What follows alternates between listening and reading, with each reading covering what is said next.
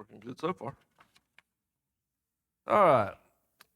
Last week, as we worked our way through the book of Colossians, and we dealt with the first 11 verses of chapter 3.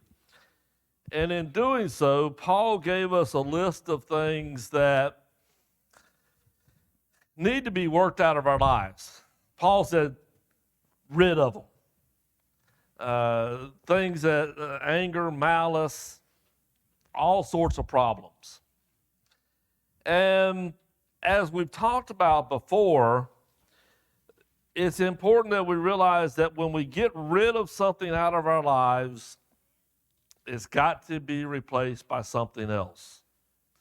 There's no such thing as removing something and just leaving a void, an empty space.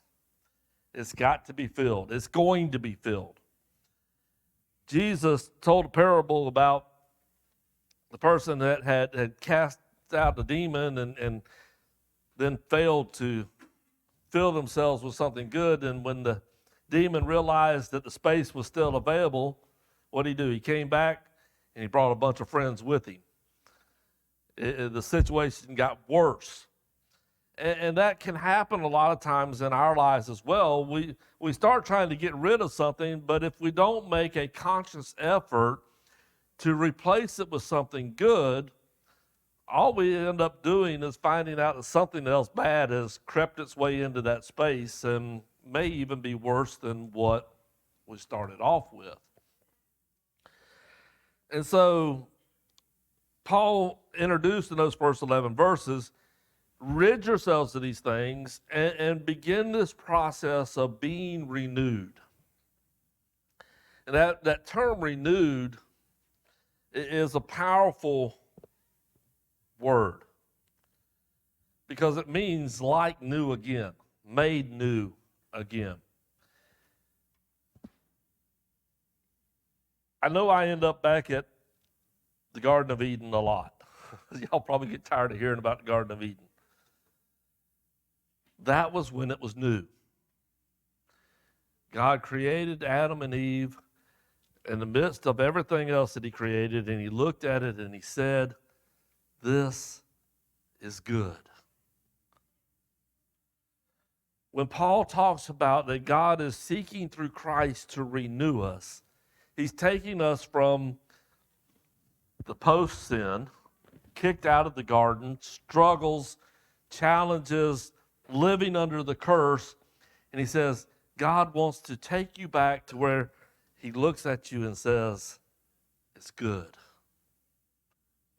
This is what I intended. This is what I created you to be.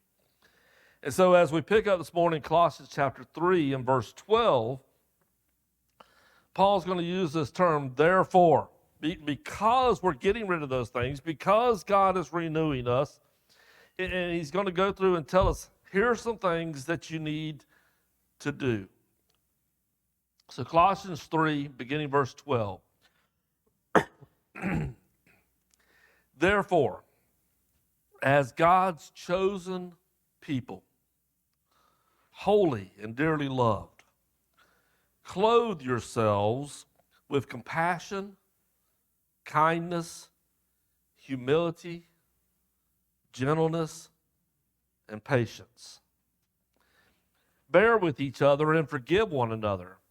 If any of you has a grievance against someone, forgive as the Lord forgave you.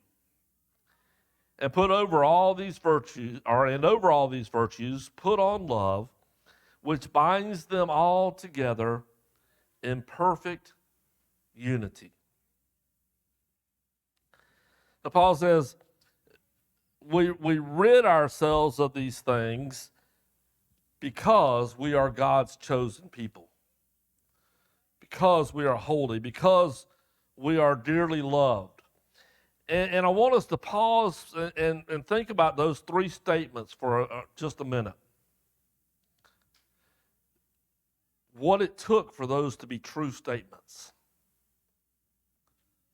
We are God's chosen people. that involves a process that started before God ever said, "Let there be." He knew we were going to fall. He knew we were going to need a way back. He began that process. He began the plan, and he created and designed it all with that in mind, that I'm going to be able to renew them when they do fall. They are going to be able to be my chosen people.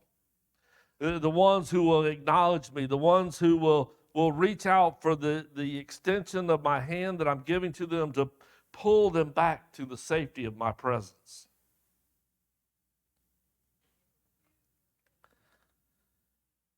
Holy.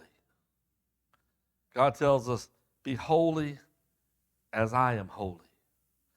Only possible because of the death and the burial and the resurrection of Jesus Christ. Only possible when we submit ourselves to Him and allow Him to begin this process of renewing us and changing us and making us back into what we were intended to be. Dearly loved. That is quite possibly the one thing that every single one of us have in common. We want to be dearly loved. It's a part of what God created and designed within us, this need for love, this need to be filled with this love and appreciation of somebody else. And we spend a lot of time searching for it from each other. Sometimes we find it, sometimes we don't. We have all kinds of problems and struggles in that, but we forget to look at the one place where we will always be dearly loved, where God has done everything within His power to be able to draw us in and say, this is the love that I have for you. For God so loved the world, He sent His one and only Son. Love. Now, why do I pause on those terms before getting into all of the things that Paul says, here's what you need to refill yourself with as you rid yourself of these others? I do it because God invested a lot in making us His chosen people. He invested a lot with the sacrifice of Jesus to make us holy. The depth and the completeness of the love that He has for us is displayed throughout the entire process. And understanding all of that is part of what's going to determine how well we're able to do the things that Paul tells us we need to do. The strength and the purity of those things, the level to which we experience them, grasp them, will determine how well we're able to do these other things. Paul says we are to clothe ourselves with these characteristics. But these are characteristics that are hard to know how to do unless you've experienced them, unless you've had them done to you. We have a certain level of it that we just sort of naturally do when we're little children. But then we start learning all of these other bad habits of adulthood, how to treat one another wrongly. And these things get crowded out, and our ability to do them becomes stunted based on what we've experienced in life. But experiencing what God has done for us, experiencing these three characteristics of God in our lives, teach us how to overcome the struggles that we have developed. Before we get into them, one last thing. Paul again uses this term, clothe yourselves with. I want to be sure we understand the magnitude, I guess I want to say. We don't need to be like a lot of people are out there in the world today, running around without much clothing. When we talk about these things, we want to be fully clothed. We want layers and layers of these things in our lives. These are not things that we want to have in just the barest of qualities. And so as we read that passage, Paul says, clothe yourselves with compassion.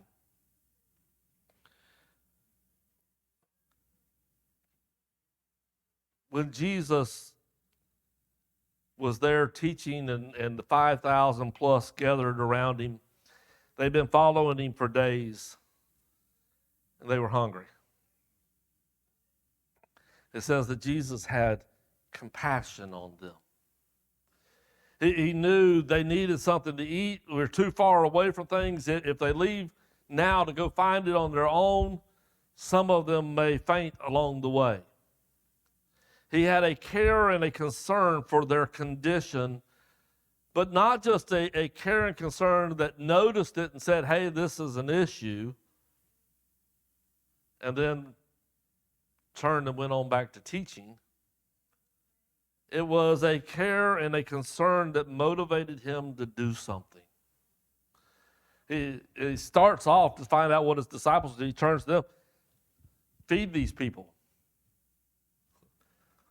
Lord, how in the world are we going to do that? We don't have enough food. We don't have enough money to go buy food if there was anywhere close enough to go buy it and get back in time. And so they brought to him a few fish and a few loaves of bread, and Jesus fed 5,000 with it.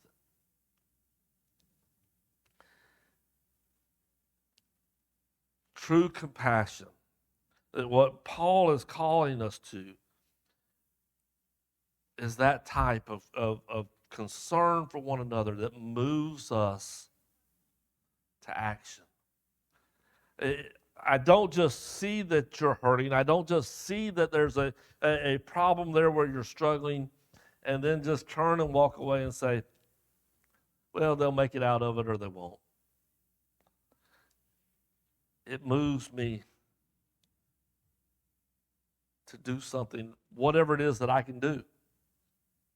And I think it's important for us to understand that. We're not talking about something that moves us to have to go beyond what we're capable of. I've said this before in other lessons. It's not always about money. Sometimes it's time, sometimes it's energy, sometimes it's just picking up the phone and saying a good word. Letting them know somebody's thinking about them. There's all sorts of ways, all sorts of different things that each of us with our different talents can accomplish.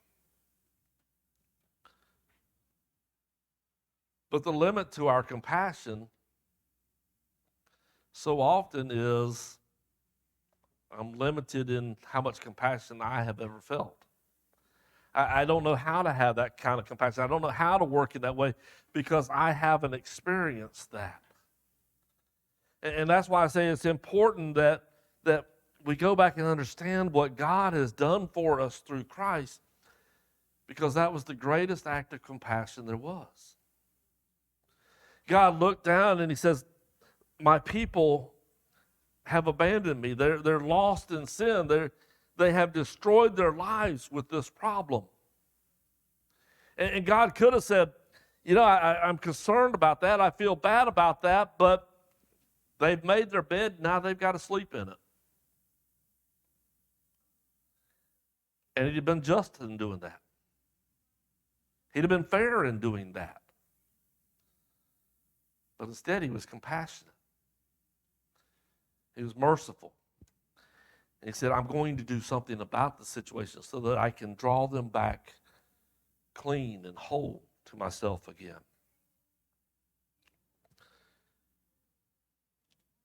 The more that I begin to understand the magnitude of what God did in that, it starts getting easier to figure out how to be compassionate towards somebody else, to see past the problems. And the second thing Paul gives us here sort of builds upon that, kindness. This selfless, generous, friendly to others, considerate,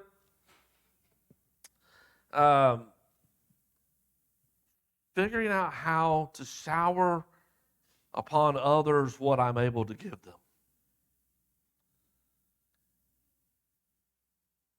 And that's exactly, you can't think of God and what he did for us without thinking about the selflessness, the generousness, the kindness of it. And so Paul says, with compassion, add kindness. Whatever compassion motivates you to do it with this kindness. Do it with humility. I put on the slide, serving despite our station of life. We don't think of it in those terms necessarily, probably. But we all have a station in life. We don't call it that. Some are higher, some are lower. Sometimes we think we're lower than we really are. Sometimes we think we're higher than we really are. We have a standing.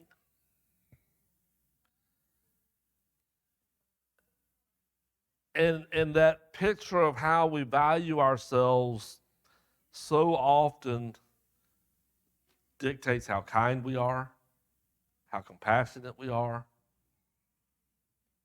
how gentle, patient, these other things that Paul's going to talk about.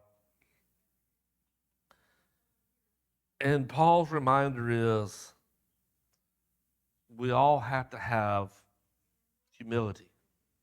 We all have to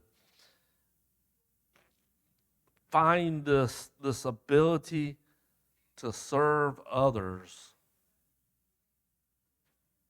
regardless of how important we think we are. Paul writes in one spot, and my mind's drawing a blank on my scripture reference on it now, but he talks about we need to be of the same mindset as Christ, who humbled himself. He's there in heaven. He is part of the Godhead, part of God, in full deity.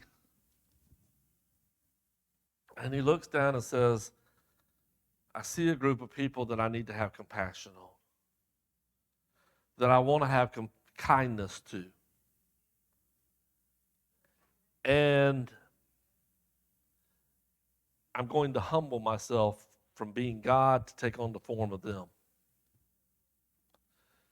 to become like them, so I can understand them better, so I can relate to them better, so they can relate to me better. There's probably a lot more truth to that last part than the first part, because he created us.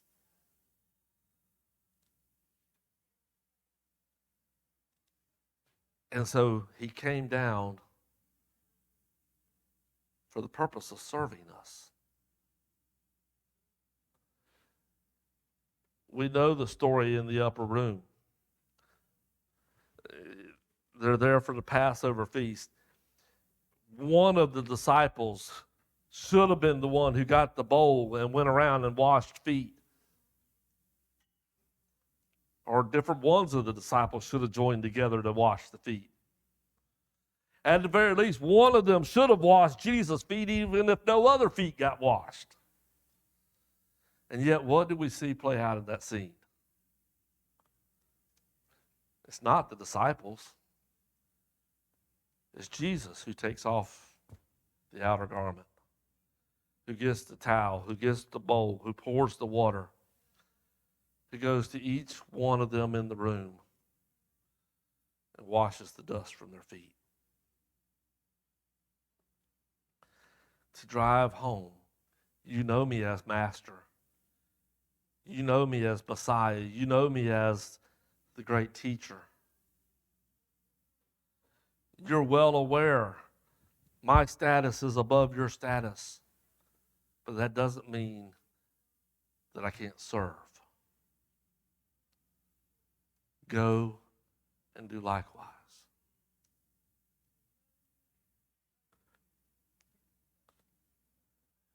It doesn't take much comparison between myself and Christ to realize I've got no excuse not to serve. My position will never be as high as his. So Paul says, regardless of where you are in life, keep this humility with you that allows you to be compassionate, that allows you to be kind, that allows you to humble yourself and serve others. And do it with gentleness and patience. I describe this as being the attitude that we display while doing these things. Because the reality is, I can have a level of compassion and I can act upon that compassion. I can do things that somebody may think would be an act of kindness, and I can do it with an appearance of some level of humility. And I can still, if I don't have gentleness and kindness, gentleness and patience, I can come across completely wrong in the process of doing it. I can come across as, I'm just doing this because nobody else would, or I'm just doing this because you can't do it for yourself, or all sorts of different attitudes can creep in there that taint what we were trying to do.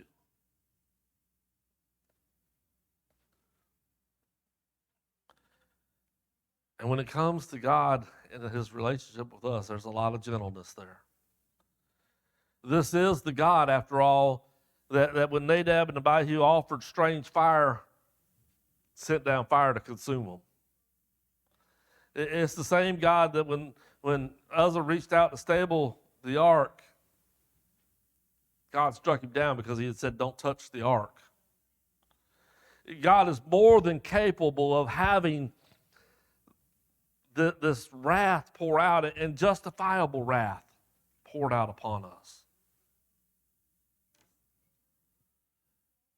Aren't we glad we live under the time of Christ, where God doesn't just instantaneously say, well, guess what?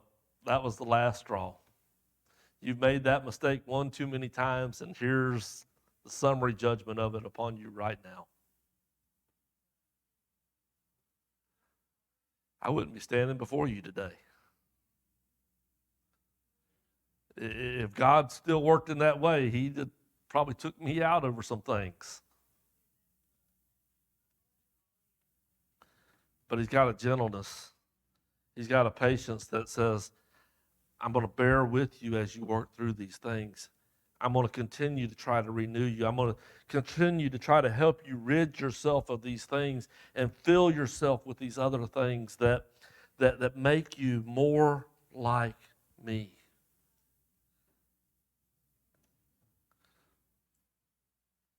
Paul says, bear with and forgive one another.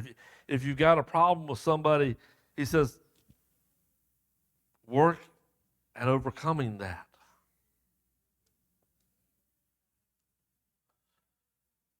Forgive them as God has forgiven you.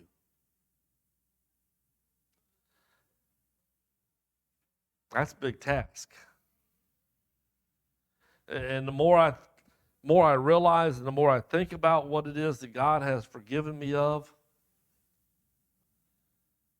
the more, in a sense, it shames me over some of the grudges I've held through the years. That I had to learn how to forgive and move past and deal with.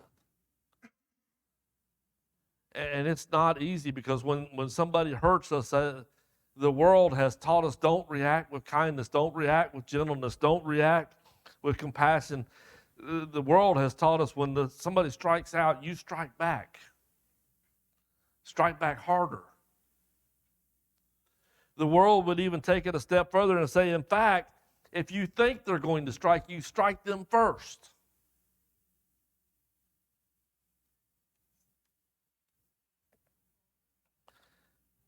Jesus says, turn the other cheek. Forgive. Paul says that's part of what we have got to work on ingraining in ourselves as we get rid of anger and malice, deceit. And then he wraps it up with love. He says, over all these virtues, put on love, which binds them all together in perfect unity. And the reality is, these things are all part of what love is. They're different components, different elements of it. And again, I know I go to this passage a lot, but it's an important passage. 1 Corinthians 13, chapter of love. We can't read the chapter enough. We can't dwell and think about the things that Paul tells us in describing what love is enough, because we haven't got it all right yet.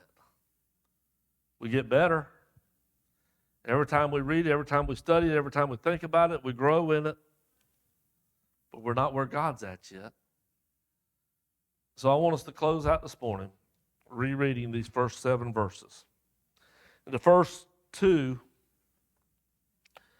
or first 3 verses, deal with this concept I was talking about with the gentleness and the patience.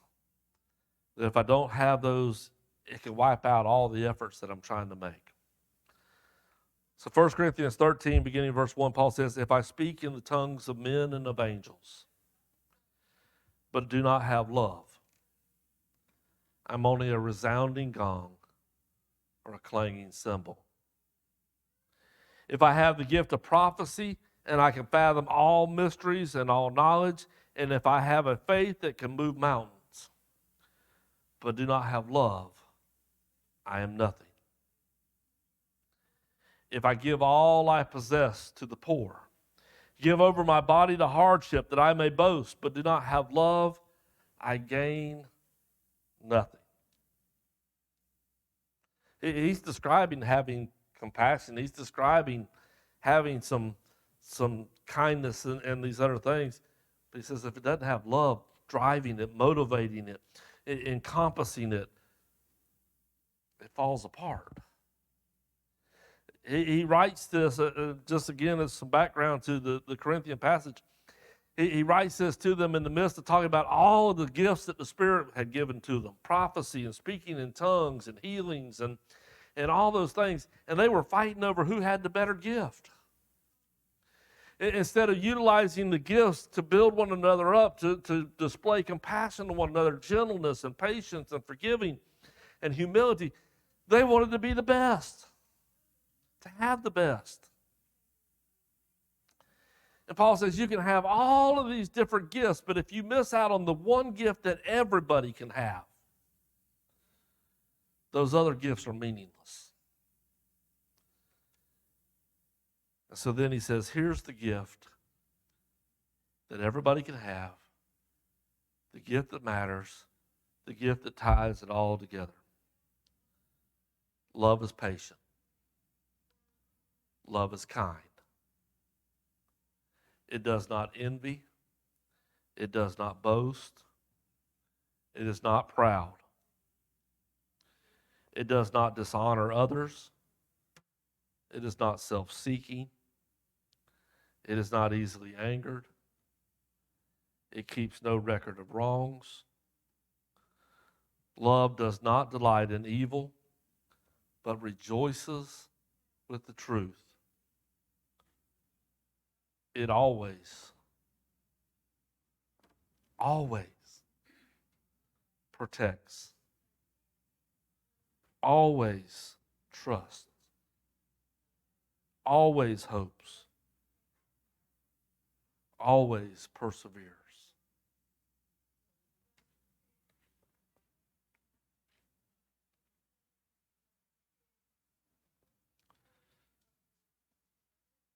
There are all kinds of problems we can develop. All kinds of issues of life that we can face that we've got to try to figure out how to get rid of the habits and whatever else. If we can fill ourselves with love for God, love for one another, the kind of love Paul is talking about here. the more I figure this love out, the more compassion I'm going to know how to give. Again, because it was displayed to me through the love of God.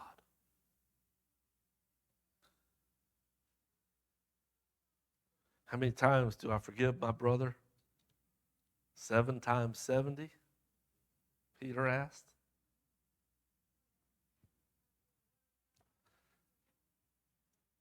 Jesus, don't worry about it. Just forgive. Love. Have some patience. For everything that you're being patient with somebody else about, somebody's being patient about something with you. Or should be. This is what holds us all together. And we need it more today than ever before. In the church, in our attitude towards one another as Christians, in our attitude towards those that are still in the world.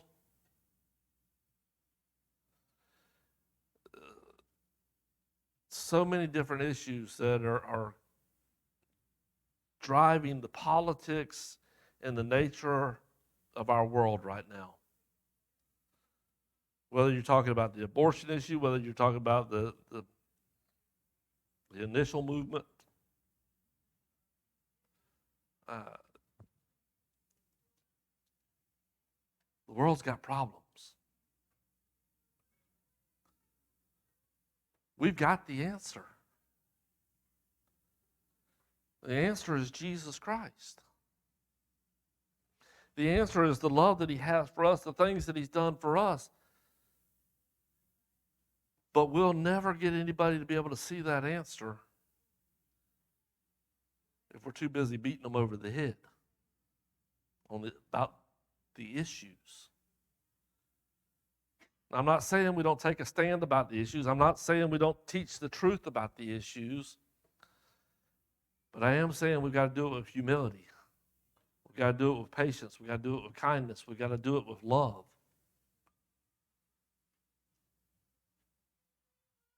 That's what Paul was trying to get them to understand. It's what Paul was calling them to, and the changes that he's trying to get them to make. We're going to wrap all this up next week as far as Colossians goes. And Paul, he's going to hit a couple of different subjects, but it's going to have one tying factor that ties those subjects together. And that is, as we do these things, we do them for God. We're going to look at that in more detail next week. So the lesson's yours this morning. If there's something that we can do this morning to help you in your walk